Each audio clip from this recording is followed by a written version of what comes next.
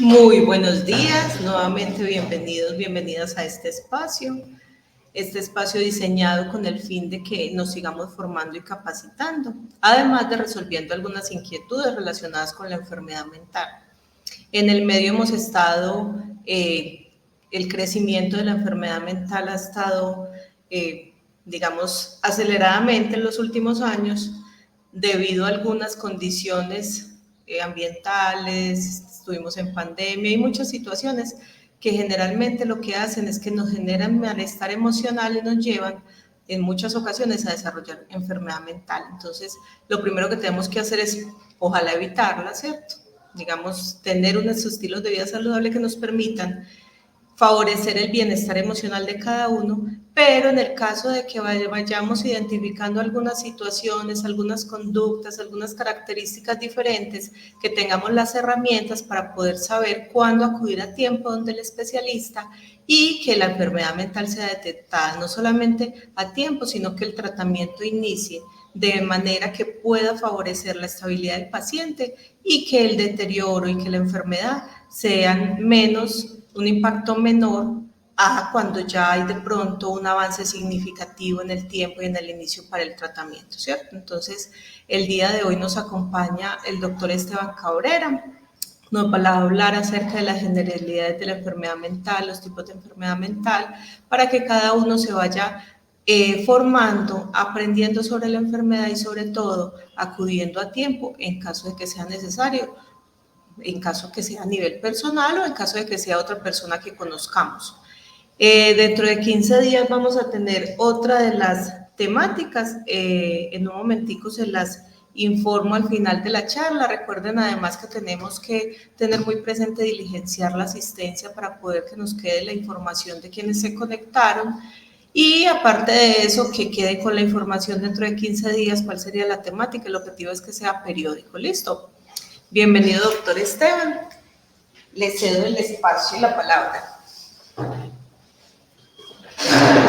Buenos días, mucho gusto. Mi nombre es Esteban Cabrera. Yo soy médico psiquiatra del Hospital Mental. Trabajo en el área de hospitalización, en el área de pensionados. Bueno, hoy les voy a hablar sobre las generalidades de los trastornos mentales. Vamos a tocar superficialmente y tratar de utilizar un lenguaje simple para poder que, digamos, se lleven un concepto general de cada uno de los tipos de enfermedades que tratamos aquí en el hospital.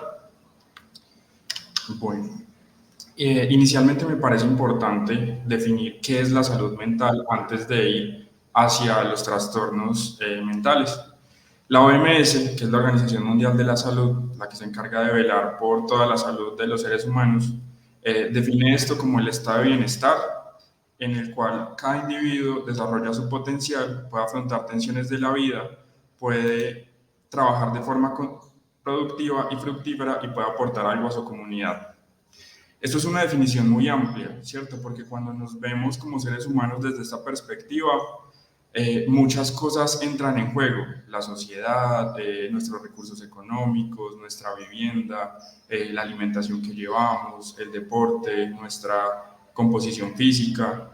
Y todo eso hace parte de la salud mental. Es decir, que para tener una adecuada salud mental tenemos que tener muchos factores asociados que estén en coordinación y que funcionen adecuadamente.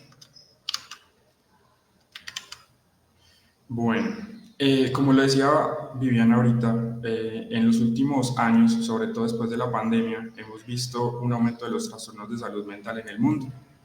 Tenemos que dentro de las cifras que nos entrega la Organización Mundial de la Salud, 1 de cada 5 niños o adolescentes en el mundo sufre algún trastorno de salud mental, que cuando ustedes se van a mirar es una cifra extremadamente alta. También tenemos que el suicidio es la segunda causa de defunción entre las personas de 15 a 29 años. Eso también es una cifra muy alarmante.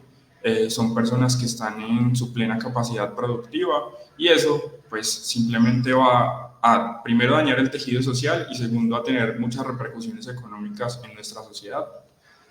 Y en situaciones del post-conflicto, 1 de cada 5 personas sufren alguna enfermedad mental. Nosotros estamos en una época particular en el país. Estamos viviendo un conflicto y un post-conflicto en donde probablemente todos de alguna forma nos hemos visto involucrados en situaciones de violencia. Por lo tanto, nuestro país particularmente tiene unas estadísticas bastante altas y una probabilidad mucho más alta de sufrir enfermedades de salud, pues de trastornos mentales, justamente por la exposición a este conflicto. Según las cifras de la OMS también, 1 de cada 8 personas en el mundo padece un trastorno mental. Por lo tanto, por estadística de las personas que estamos en esta exposición, seguramente habrán varias que tengan un trastorno mental. Dentro de estos trastornos mentales, los más comunes son los trastornos de ansiedad y los trastornos depresivos. Hay muchos que pasan subdiagnosticados, o sea, que nunca reciben tratamiento, que nunca reciben valoración médica y que las personas lastimosamente aprenden a vivir con esas emociones o con esas sensaciones que le pueden causar mucho displacer o como sensaciones negativas o incapacidades para realizar las actividades de la vida cotidiana y bueno, pues pasan por alto. Como les decía ahorita, después del COVID aumentaron entre un 26 y un 28% todos los trastornos mentales. Eso también es una cifra muy alarmante, muy significativa. Y vemos que la mayoría de las personas que tienen o que padecen algún trastorno mental no tienen acceso a atención en salud, además del estigma con el que viven, la discriminación a la que se enfrentan todos los días y en algunos casos la violación de derechos humanos. Esto se puede ver en personas que debido a sus comportamientos secundarios a su trastorno mental pueden tener algunas conductas inadecuadas y pues pueden ser castigados socialmente principalmente. Bueno, ahora sí vamos a entrar en la definición de los trastornos mentales. Entonces, la OMS dice que son alteraciones clínicamente significativas. ¿Qué quiere decir eso? Que las personas que tienen estos trastornos tienen alteraciones en el desarrollo de su vida cotidiana, es decir, no pueden tener relaciones sociales adecuadas o tienen dificultades para afrontar el trabajo o para realizar actividades de la propia subsistencia. Esas alteraciones se dan principalmente en la cognición, que es en el pensamiento, cualquier tipo de pensamiento, ideas de muerte, ideas de suicidio, ideas delirantes, que pueden ser ideas extrañas, la regulación de las emociones o el comportamiento del individuo, que como vemos, las personas que están involucradas con trastornos mentales, pues siempre tienen alteraciones en estos ítems. Y va asociado a angustia o discapacidad funcional. Las personas que tienen trastornos mentales sufren mucho. La mayor parte del tiempo están sufriendo por alguna consecuencia de algún síntoma de alguno de estos trastornos mentales y generalmente tienen discapacidad funcional, por lo que se vuelven difíciles de manejar en la casa, se vuelven difíciles de manejar en el trabajo o no pueden conseguir trabajos, en fin. Estos trastornos mentales pueden ser leves o graves.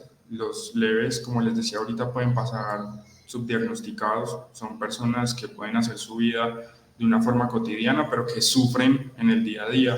Y hay trastornos mentales graves en donde las personas ya se vuelven, puede ser muy agresivas, pueden tener problemas con la ley, pueden agredir o incluso pues, matar a otra persona o agredirse a ellos mismos debido pues, a la gravedad de esto.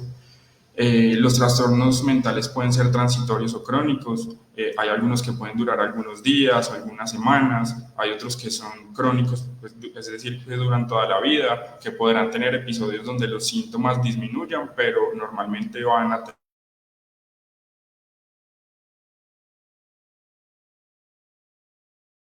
tener algunas alteraciones. Bueno, hay que tener muy claro que los trastornos mentales no son debilidad personal ni una falta de carácter. Muchas veces las personas suelen criticar o suelen, digamos, los síntomas que puede tener una persona. Esto muy frecuentemente pasa con la depresión, ¿cierto? Que escuchamos que las personas cercanas a alguien que tiene depresión dicen que tiene que ser positivo, que tiene muchas cosas, que no tiene por qué sentirse mal, que no tiene por qué sentirse triste, y la persona que está sufriendo de esta enfermedad o que está, digamos, con esta sintomatología, pues no va a tomar como algo positivo, sino que se va a sentir criticado y eso podría empeorar la situación. Por lo tanto, esto no es voluntario de las personas que sufren este tipo de diagnósticos. es una alteración neuroquímica, social y en general de todo el contexto de la persona que hace que funcione inadecuadamente sus sistemas de respuesta emocional. Estas pueden afectar a cualquier persona. No hay una diferenciación entre la parte económica, pueden ser personas que tienen mucho dinero, pueden ser personas que no tienen dinero, no importa su género, no importa su raza, no importa su nivel cultural, cualquier persona puede presentar un trastorno mental. Eso sí, hay algunas características que pueden hacer que sufra, que tenga una mayor probabilidad de sufrir de algún trastorno mental que otra, pero todas las personas en general podemos tener un trastorno mental. Bueno, los trastornos mentales generalmente tienen un deterioro en la calidad de vida, no solamente para las personas que los padecen, sino también para sus familias, ¿cierto? Vemos que las personas pueden tener disminución en la entrada económica debido a que pasan gran tiempo incapacitados o que no los contratan. Eso también repercute en el cuidado que tiene que tener la familia con estas personas. También hay una incapacidad para trabajar, estudiar. Hay algunas enfermedades que son muy deteriorantes, que pueden hacer que las personas no sean capaces de estudiar y que no puedan tener un trabajo, o que no puedan, que si no son tratadas, pueden no llegar a alcanzar el potencial que tenía inicialmente esta persona. También se pueden dar la ruptura de las relaciones interpersonales, a veces en las personas que no están, no manejan su trastorno mental, puede romper su relación, puede tener pues consecuencias en su relación con su pareja o con sus hijos o con su familia en general. También hay pérdida de independencia, como les decía ahorita, en muchos casos las personas no pueden trabajar o no pueden estudiar, entonces requieren que la familia esté pendiente de ellos. A veces muchos necesitan que las personas cercanas los cuiden en todos los aspectos de la vida. Y pues ya en casos extremos los trastornos mentales pueden llevar a la muerte por medio del suicidio o por otras complicaciones de sus enfermedades, de otro tipo de enfermedades no mentales, que pueden, digamos, descuidarse en sus medicamentos, que pueden comer o que los efectos de los medicamentos pueden llevar a otras alteraciones que pueden complicar la vida de la persona. Bueno, aquí vemos alguna clasificación superficial o bueno, la clasificación de los trastornos mentales. Vamos a hablar un poco de cada uno de ellos, entonces voy a pasar rápidamente esta diapositiva. Bueno, como les decía inicialmente, los trastornos de ansiedad son los trastornos más frecuentes en la población general. Estos trastornos de ansiedad se caracterizan por la presencia de miedo o ansiedad excesivos. Ustedes pueden ver personas que todo el tiempo están preocupadas por cosas que para otras personas puede que no sean tan preocupantes, ¿cierto? Y que esa preocupación de esas personas puede llevar a que no puedan llevar una vida normal, pueden llevar a que no puedan conseguir un desarrollo de su vida cotidiana usual. Entonces, dentro de los trastornos de ansiedad más comunes encontramos el trastorno de ansiedad generalizada, que como les decía ahorita, es una preocupación excesiva. Entonces son personas que se la pasan pensando y se preocupan por todo, pero finalmente no terminan o no pueden terminar realizando algo objetivo para poder superar esa situación, ¿cierto? Y se quedan embotadas o se quedan ahí quietas sin poder hacer nada. Los trastornos de pánico o ataques de pánico son episodios en donde las personas sienten mucho miedo, pero son episodios cortos, ¿sí? De algunos minutos, en donde pueden sentir que se van a morir, les da taquicardia, les da sudoración, en ocasiones se pueden doblar sus extremidades, sienten mucho miedo, como si se fueran a morir. Los trastornos de ansiedad social, como el miedo y la preocupación excesiva en situaciones sociales, es decir, son algunas personas que les cuesta mucho socializar, que cada vez que se tienen que enfrentar a una situación de exposición social, como por ejemplo un niño que vaya al salón de clases o un muchacho que vaya a la universidad o que tenga que exponer algo en una clase, o alguna persona adulta que tenga que ir al trabajo y tenga que hablar en público, puede crear algunos síntomas que no son adecuados para la situación y que no le permiten desempeñarse adecuadamente en estas situaciones. Entonces, como vemos, los trastornos de ansiedad se mueven por las preocupaciones. Al final vamos a hablar un poco sobre los tratamientos de cada uno de estos trastornos principalmente en los trastornos de ansiedad se ve involucrado psicología para hacer psicoterapia y psiquiatría también con algunos medicamentos. Bueno, la depresión es la segunda más habitual. Esta depresión a veces suele ser confundida su término con la tristeza que puede sentir una persona por cualquier situación de la vida cotidiana. Entonces tenemos que diferenciar claramente la depresión de la tristeza, ¿cierto? La depresión no significa sentirse triste, porque la tristeza no es una enfermedad. Todos los seres humanos podemos sentir tristeza en algún momento. Todos tenemos situaciones que nos ponen tristes, la muerte de un familiar, la pérdida económica de algo, la pérdida laboral, y no significa que por eso estemos deprimidos. Por eso tenemos que usar con cautela este término de depresión. Hay situaciones que son un poco más complejas, que nos pueden llevar a unas reacciones emocionales un poco más fuertes, pero tampoco significa que sean depresión. A veces los seres humanos tenemos reacciones de adaptación, o sea, mientras nos adaptamos, por ejemplo, a una pérdida, pues nos podemos sentir tristes, ¿cierto? Pero eso tampoco quiere decir que estemos deprimidos. Cuando una persona está deprimida, lo principal es que experimenta un estado de ánimo, sea triste, irritable o con una sensación de vacío que dura por lo menos 2 semanas. O sea, durante todo el día la persona se está sintiendo triste, siente que no vale nada, siente que las cosas no van a ir bien, en ocasiones empieza a pensar en la muerte, en ocasiones puede hacer planes de suicidio, ¿cierto? Y esos pensamientos evitan que la persona pueda sentirse o que pueda disfrutar los eventos de la vida cotidiana, ¿cierto? Por ejemplo, uno se levanta y se puede tomar un café y puede sentir algo de placer por tomarse un café, ¿cierto? Por desayunar o por bañarse, por el agua caliente. Se empiezan a perder todas esas emociones pequeñas que hacen que la vida sea, digamos, llevadera e interesante. Entonces la persona ya no se quiere levantar de la cama, ya se aísla de las demás personas, se pone irritable por cualquier situación externa que le pase, así esa misma persona considere que no sea tan intensa o tan relevante como para sentirse así. Bueno, como vemos ahí abajo, también hay dificultades en la concentración, hay sentimientos de culpa, hay autoestima baja, hay alteraciones en el apetito, hay sensación de cansancio, de falta de energía. Entonces, como ven, es algo mucho más complejo que la tristeza. Y esos síntomas de los que acabamos de hablar tienen que durar por lo menos 2 semanas de forma continua, ¿cierto? Para que se pueda realizar el diagnóstico de depresión. Ya hay otros criterios diferentes que nosotros utilizamos para decir que es un trastorno depresivo leve, moderado, severo, según pues ya lo que nosotros hagamos en la entrevista y en el examen que hacemos regularmente. Bueno, antes de cambiar, la depresión también debe ser tratada idealmente con psiquiatría, con medicamentos. En algunos casos, no todos los casos de depresión requieren medicamentos y idealmente sí con psicoterapia por parte de los psicólogos que estén involucrados en el proceso terapéutico de la persona. Bueno, vamos a hablar un poco del trastorno bipolar. Entonces, en el trastorno bipolar es otro término que socialmente suele ser utilizado de forma inadecuada, ¿cierto?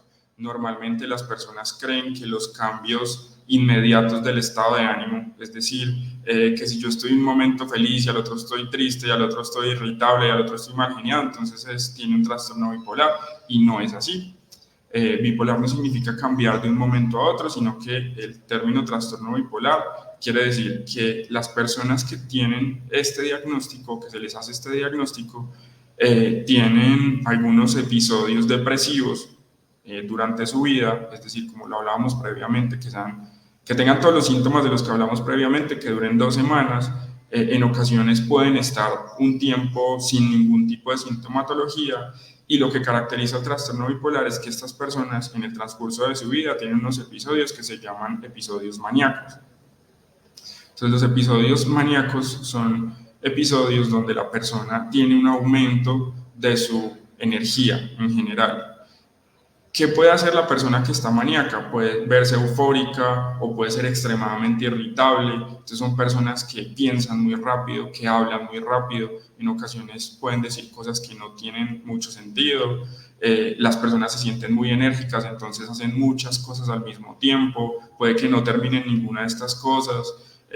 Dejan de dormir justamente por esa energía. Entonces Tú puedes ver una persona limpiando o haciendo el oficio de la casa a las 3 de la mañana mientras todos los demás duermen, de una forma que no sea lo usual de esa persona, ¿cierto? También pueden tener ideas pues, de mayor autoestima, pueden ya tener ideas delirantes en donde tienen pensamientos extraños acerca de cosas místicas, de brujería o de cosas religiosas extremas o de alienígenas o bueno, cualquier cosa extraña que pueda decir una persona que no sea lo usual y que no esté cercana a la realidad de esa persona. Bueno, el trastorno bipolar generalmente cuando está en una crisis maníaca requiere acompañamiento psiquiátrico, requiere medicamentos, los cuales pues van a ser formulados por el psiquiatra que atienda a esta persona en el momento de la evaluación y en algunos casos requiere hospitalización, en otros casos no requiere hospitalización. Eso depende de lo que se encuentre en el examen mental.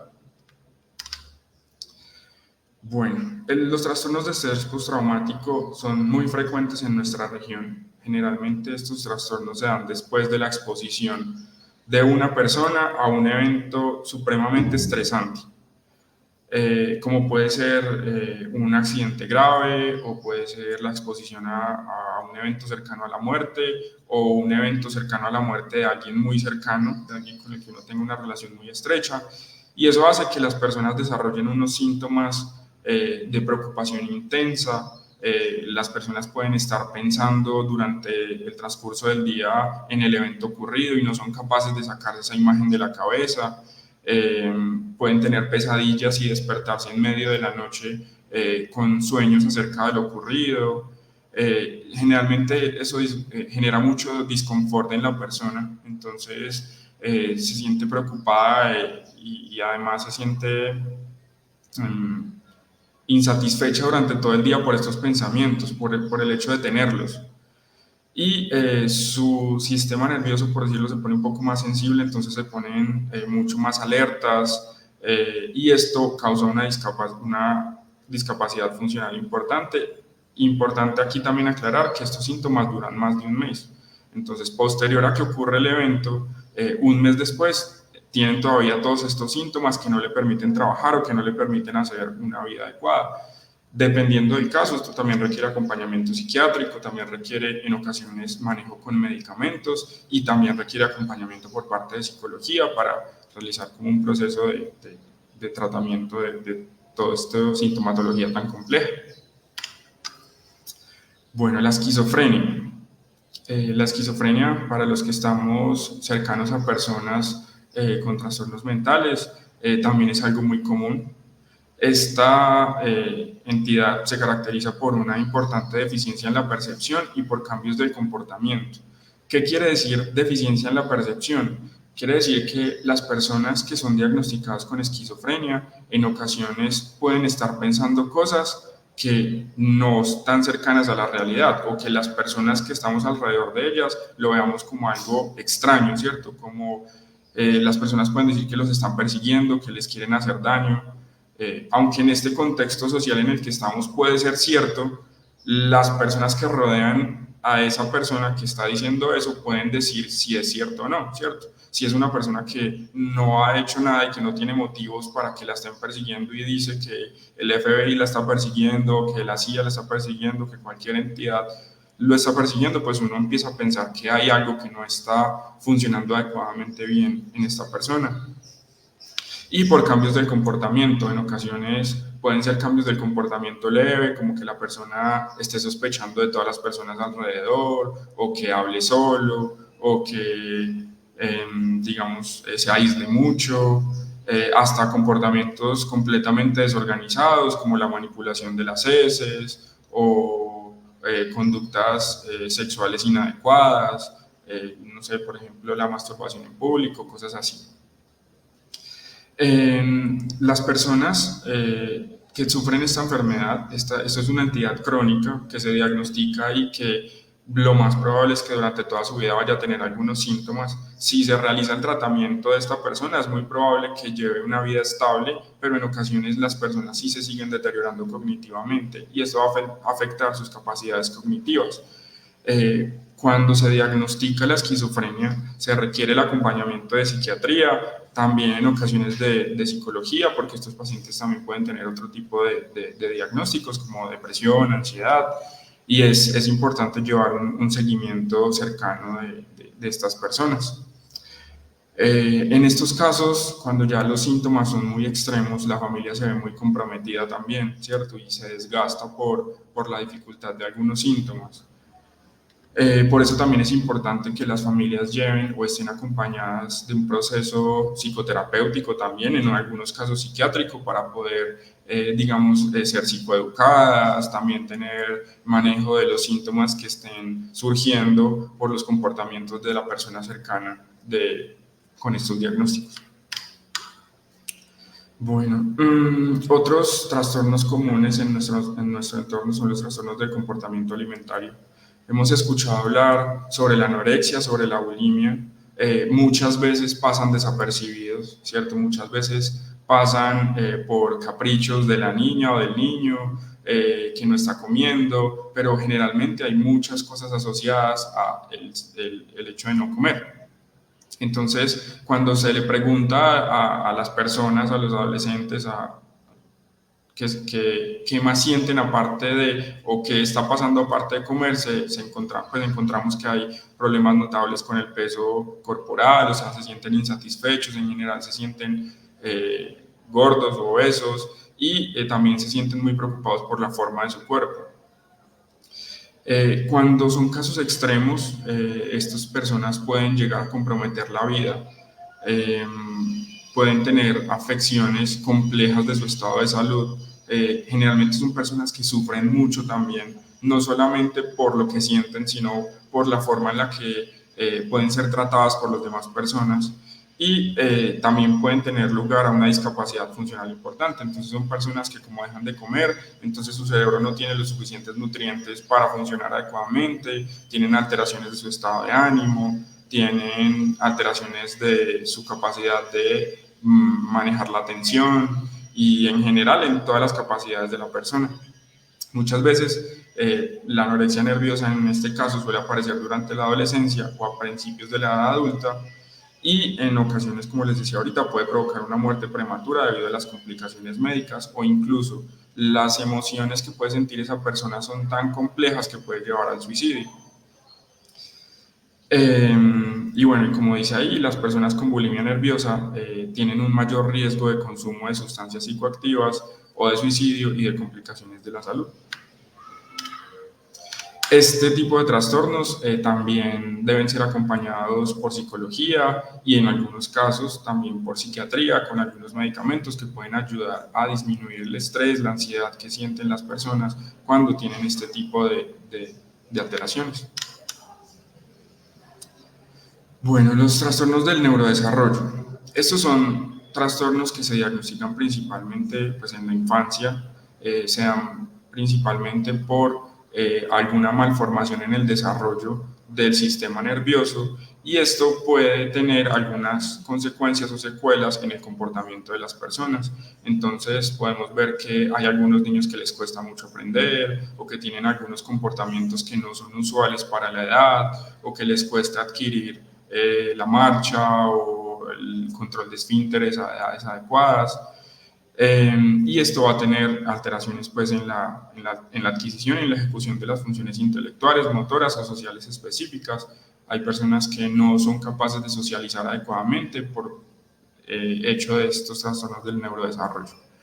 Aquí se incluyen varios tipos de trastorno, como es el desarrollo del trastorno del desarrollo intelectual, lo que antes se conocía como déficit cognitivo, los trastornos del espectro autista y el trastorno por déficit de atención e hiperactividad, entre otros. Para estos, bueno, a veces se diagnostican también en el colegio cuando son llamadas las personas o los padres principalmente, o los cuidadores de los niños, diciendo que el niño no pone cuidado, o que es muy disruptivo en la clase, que no deja dar clase, que le pega a los compañeros o que no socializa, que siempre está solo, ¿cierto? Generalmente los profesores se dan cuenta de este tipo de síntomas que pueden tener los niños. Bueno, aquí es importante también que cuando se haga el reconocimiento de estos síntomas, se haga la valoración por alguien experto en salud mental para determinar cuál va a ser la ruta a seguir, ¿cierto? Si hay que hacer algún tipo de rehabilitación, si requiere algún tipo de medicamento para manejar algunos síntomas que pueden presentar, la agresividad, la irritabilidad, la ansiedad que puede presentar alguno de los niños, y psicología también para poder adaptar algunos cambios tanto en el funcionamiento de la familia como en algunos de los comportamientos de los niños o de los adolescentes o de las personas que sean diagnosticadas con esto. Y otro de los más frecuentes que vemos en la institución son los trastornos por consumo de sustancias. Esto es un tema bastante largo, bastante complejo, que ameritaría una exposición completa.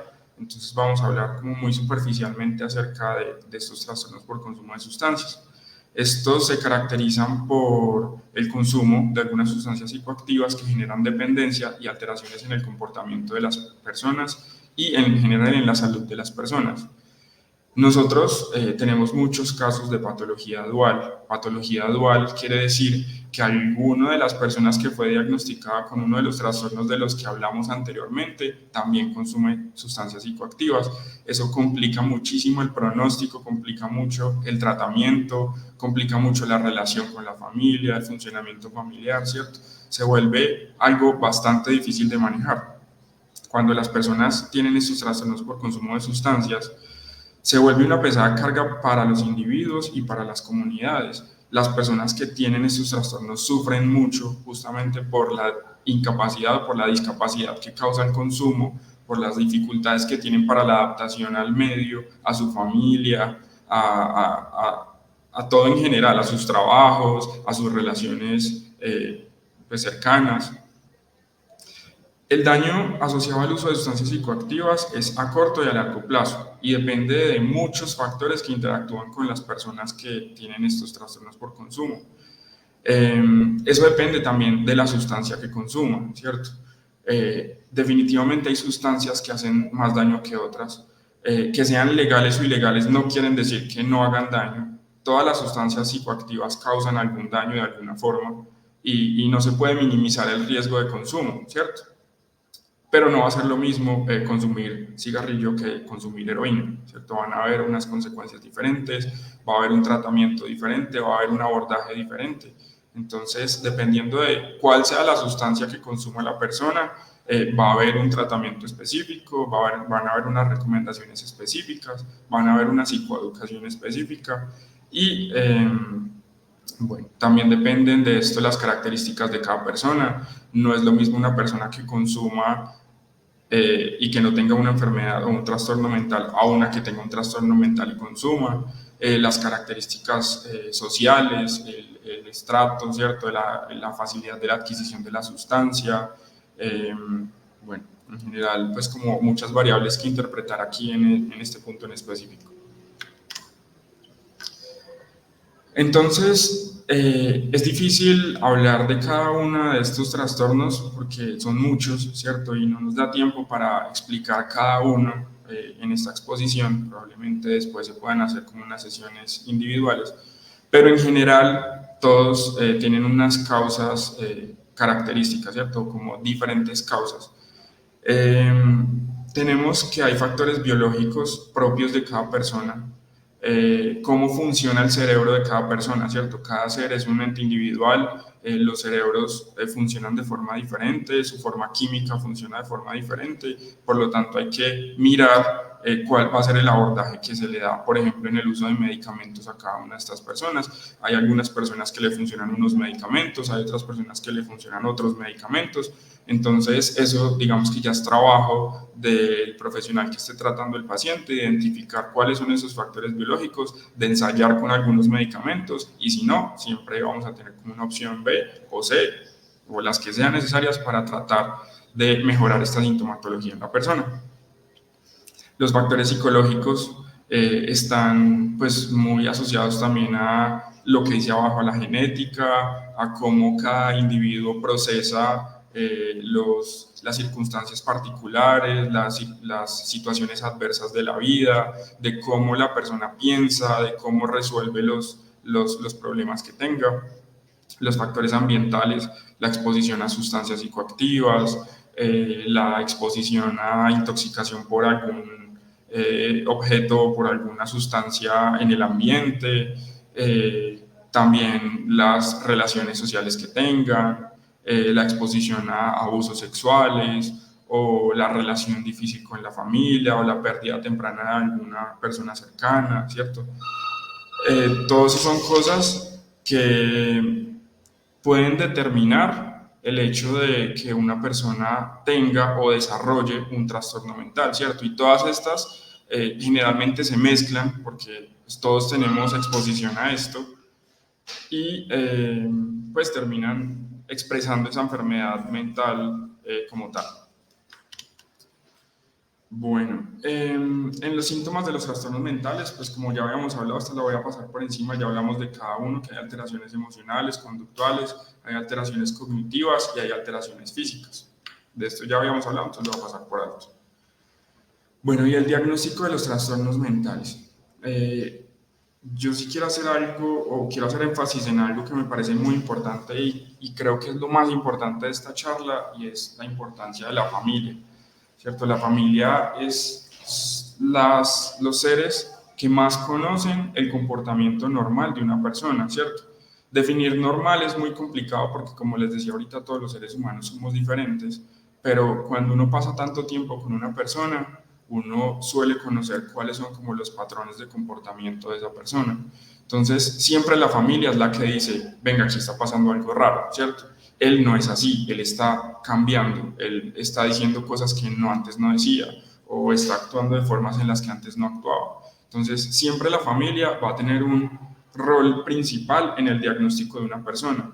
¿Por qué? Porque muchas veces las personas que tienen o que son diagnosticadas con trastornos mentales no son conscientes de lo que les está pasando, ¿cierto? No pueden hacer como una introspección adecuada de los síntomas que está teniendo, de los cambios en el comportamiento que está teniendo, de los cambios en las emociones que está teniendo, y eso lo ve principalmente la familia. Entonces la familia no diagnostica, pero sí ve cosas, ¿cierto? Y cuando ve ese tipo de cosas, entonces ahí es cuando lo llevan a un sitio donde lo puedan diagnosticar. Entonces, después de que la familia ve ese tipo de cambios, se acerca a un centro de salud, pasa por medicina general, si es algo que se pueda llevar, digamos que de una forma un poco tranquila, si es algo muy dramático, algo muy intenso la sintomatología, pues generalmente se lleva por urgencias y allá se hace una evaluación clínica por medio de psicólogos, de médicos generales, de psiquiatras, que ya determinan una conducta, ¿cierto? En esa evaluación clínica se hace una entrevista psicológica, que son las preguntas que nosotros solemos hacer cuando llegan al consultorio, ¿cierto? Se pregunta cómo estás, se pregunta qué es lo que ha pasado, desde cuándo tiene esos cambios, si han notado que haya algo asociado a los cambios, si ha pasado algo externo, se preguntan todos los antecedentes propios de la persona, tanto pues mentales, quirúrgicos, alérgicos, patológicos, todo se pregunta porque todo es importante para realizar el diagnóstico y para poder llegar a uno de los diagnósticos de los trastornos que previamente hablamos. Para algunos trastornos, no para todos, existen algunas pruebas psicológicas. A veces las familias nos preguntan como, y no hay nada que le pueda enviar para nosotros hacer el diagnóstico preciso, no hay una neuroimagen o una imagen de la cabeza o un examen que le podamos hacer para que nos diga precisamente qué es lo que tiene. Muchas veces no. Incluso podría decir que la mayoría de veces no. La mayoría de veces hace parte de la clínica, hace parte del conocimiento de los síntomas que nosotros tenemos y digamos que de toda esta entrevista y de toda la información que podamos absorber en ese periodo de la consulta. Y algunos exámenes médicos que se deben realizar de rutina, porque hay otras enfermedades no mentales que pueden tener expresión en el comportamiento de una persona, ¿cierto? Entonces, miramos la sangre, miramos la hormona de la tiroides, miramos, dependiendo del paciente, algunos exámenes de hígado, o bueno, en general tenemos que descartar otro tipo de enfermedades que puedan estar simulando enfermedades mentales, pero que puedan ser expresión de otro tipo de lugares del cuerpo. Y como les decía ahorita, ¿cierto? Los tratamientos de los trastornos mentales, tenemos la farmacoterapia. Esta farmacoterapia principalmente se da por nosotros los médicos psiquiatras. Inicialmente la puede realizar un médico general mientras se realiza el abordaje, se realiza la remisión, se hace la valoración por el médico psiquiatra, pero finalmente la terminamos manejando nosotros. La psicoterapia principalmente en nuestro modelo de salud la realizan los psicólogos, nosotros los psiquiatras también tenemos la capacidad de hacerlo, y hay otras terapias complementarias que les podemos ofrecer a los pacientes dependiendo del diagnóstico que se haya realizado. Pues hay otras arteterapias o hay terapias ocupacionales, hay otro tipo de terapias como el TECAR, que es la terapia bajo anestesia y relajación, y el apoyo familiar y social, que para mí es lo más importante, ¿cierto? Como les decía ahorita, uno de mis objetivos en esta charla es exaltar el funcionamiento de la familia, es darle la importancia que se merece a todas las personas que rodean a las personas que están diagnosticadas con trastornos mentales. La idea es que se trate todo el núcleo familiar, ¿cierto? Que todo el mundo esté dispuesto a hacer algunos cambios en el funcionamiento, a hacer cambios en la comunicación, a hacer cambios en el entendimiento de la situación, porque a veces se responsabiliza mucho a las personas que tienen el trastorno mental, pero en realidad yo creo que todos tenemos que involucrarnos en el tratamiento, tanto las familias de los pacientes o de las personas con trastornos mentales, como pues, el paciente mismo. Bueno, ¿cómo se pueden prevenir los trastornos mentales? Digamos que hay partes que pueden ser prevenibles y hay partes que no pueden ser prevenibles. Por ejemplo, la parte genética no puede ser prevenible. Nosotros venimos con una información que la heredamos de nuestros padres, de nuestros abuelos, o pues en general de todas las personas que están sobre nosotros en el árbol genealógico, y eso es inevitable, ¿cierto? No podemos cortar la información que dice que podemos tener una enfermedad mental. Pero hay factores modificables como el hecho, por ejemplo, de saber que el consumo de sustancias es un factor de riesgo para el desarrollo de trastornos mentales, por lo tanto, el no consumo siempre va a ser algo que va a disminuir el riesgo de padecer un trastorno mental. Estas actividades de promoción de la salud mental, de conocer, de saber cómo diagnosticar o antes de diagnosticar, de entender el funcionamiento de la familia, de mejorar la comunicación, de evitar la exposición a riesgos, a abusos sexuales, la identificación temprana de los síntomas, como les decía ahorita, el acceso al tratamiento adecuado y la reducción del estigma y la discriminación, que creo que estas jornadas también sirven mucho para poder reducir ese estigma y esa discriminación, y creo que se está haciendo una campaña interesante y apropiada pues, para tratar de realizar este punto en particular. Bueno, ¿cuál es el rol de la familia en el tratamiento de los trastornos mentales? El apoyo emocional y práctico. Justamente ahorita hablaba con una familia y le decía que el hecho de apoyar a una persona no significa llevarle todos los caprichos o todo lo que diga esta persona, ¿cierto? En estos procesos tiene que ver mucho la capacidad del paciente para aceptar los tratamientos. Muchas veces cuando un paciente está muy descompensado no tiene la capacidad de aceptar los tratamientos, pero ahí es importante la familia que esté pendiente, nosotros como cuerpo médico tratar de hacer psicoeducación, tratar también pues como de darle recomendaciones a la familia. También es importante la comunicación efectiva, que se tenga confianza entre la familia, que se comuniquen que se comuniquen las ideas de forma adecuada, que se trate de no usar violencia verbal en la comunicación de lo que se quiera decir. Es muy frecuente que se lleve o que uno sienta mucha frustración como familiar de un paciente con trastorno mental y que lo insulte o que le diga las cosas de mala manera, pero hay que tratar de evitar este tipo de situaciones porque finalmente lo que va a terminar haciendo eso es empeorar la situación.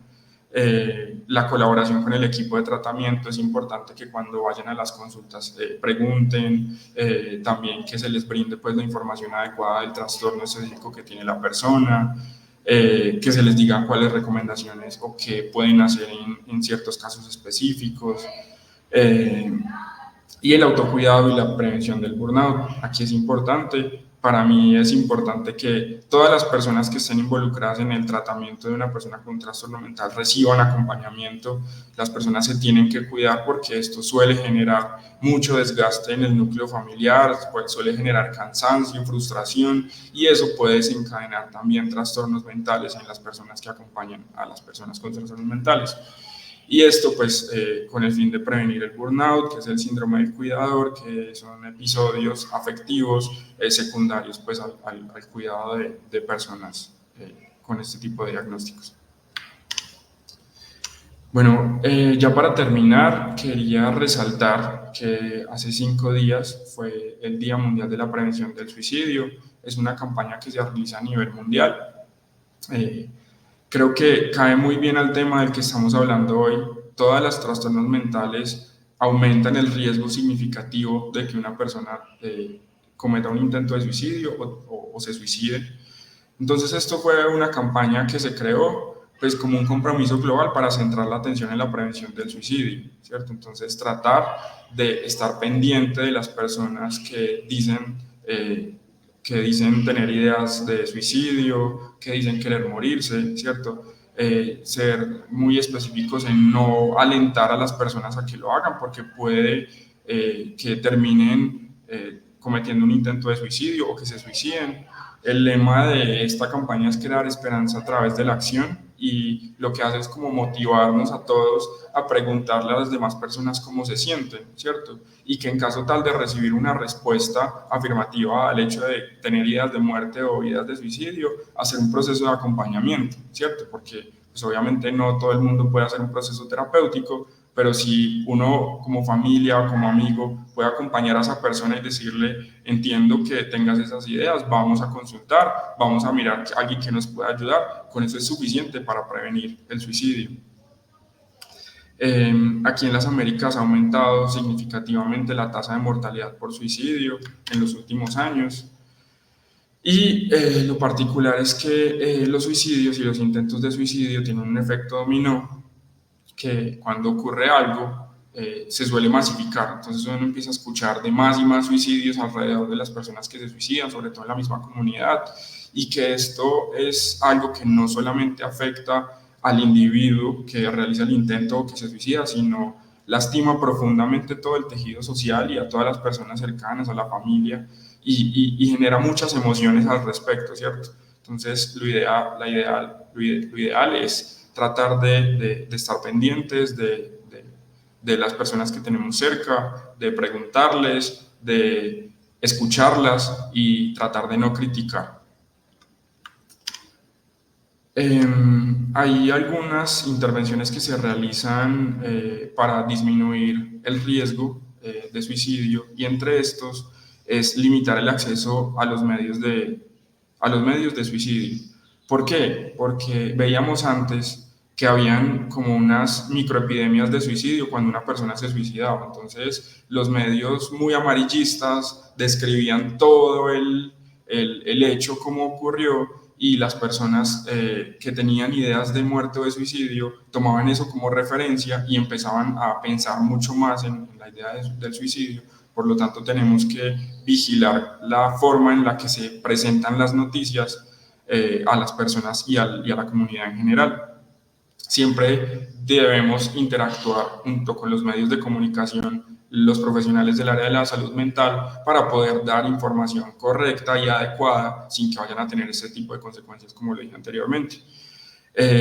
También tenemos que desarrollar las aptitudes para la vida de los jóvenes, hacer programas de psicoeducación, hacer programas de detección temprana y también pues detectar a tiempo todas las personas afectadas. Como les decía ahorita, hay un rol social importante que todos debemos involucrarnos ahí, es estar pendientes de nuestras personas cercanas y en caso tal de que sea necesario buscar ayuda y acompañar a esa persona que busque ayuda. Bueno, y ya por último, las conclusiones de la charla es la importancia de la comprensión de los trastornos mentales. Es importante que todos entendamos un poco cómo funciona, que todos entendamos un poco cuáles son los síntomas que puede tener una persona, de cuándo debemos consultar al médico o al psiquiatra. Como les decía ahorita, el papel de la familia en la prevención y en el tratamiento, creo que es lo más importante de lo que quiero dejar en esta charla. Y que se conozcan cuáles son los recursos disponibles para la ayuda y el apoyo, es decir, las rutas por medicina general, por consulta externa, por urgencias, siempre se puede consultar para que finalmente sea valorado por un profesional de la salud mental y se tomen algunas acciones y se pueda, digamos que ayudar a la persona que está sufriendo por estos síntomas o por estas situaciones en particular. Bueno, no me queda más sino agradecerles por la atención, por estar presentes, bueno, espero que todo haya quedado claro.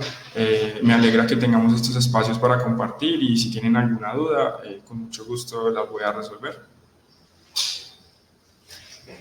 Muchas gracias. Bueno, no, yo me robo por aquí un momentico la cámara y Dani, regalarnos nuevamente el comentario anterior. Muchas gracias, doctor, por el espacio. Excelente información. Nos permite además adentrarnos un poquito en esos conocimientos iniciales sobre enfermedad mental, ¿cierto? ¿Qué elementos tener en cuenta? ¿Qué cosas hacer? ¿Qué cosas no?